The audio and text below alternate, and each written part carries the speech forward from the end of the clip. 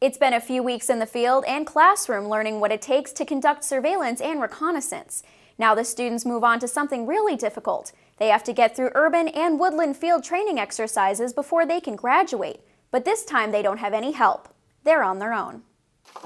In the woods, underground, and in abandoned buildings, all places you may find reconnaissance and surveillance experts doing what they do best.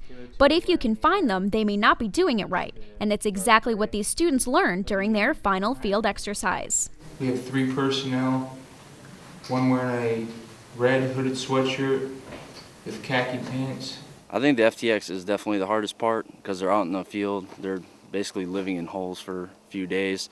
And then they have to take everything that they learned in Phase 1 and the beginning of Phase 2 of the course, and they need to apply it. After planning using the military decision-making process, the FTX begins when students are inserted via fast roping into the scenario and then patrol or infiltrate into the urban environment. Conducting reconnaissance operations in an urban environment, it's something to train them for the current operational environment overseas as well. It's basically the same steps that we do in the woods, but we just do it in buildings, so they do things fundamentally the same, but they actually do things just a little bit different inside the buildings. This almost 48-hour urban exercise throws twists into the training the students have already completed. We're used to operating in the woods, and then when you move us into an urban environment, we're a lot closer to the enemy, a lot closer to our objective, so we have to be a lot more careful, a lot more stealth. One twist is something you wouldn't necessarily think of. If they don't want to be discovered and they're communicating by electronic device, then at night, light becomes an issue.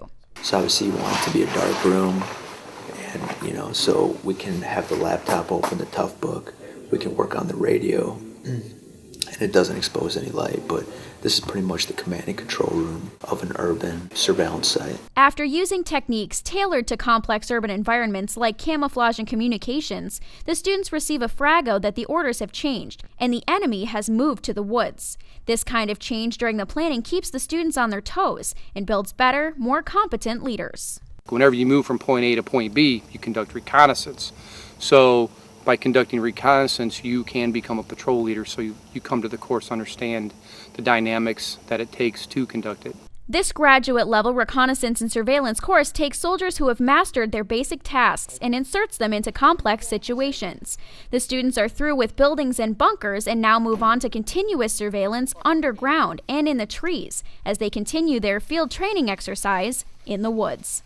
Nicole, Randall, Fort Benning TV.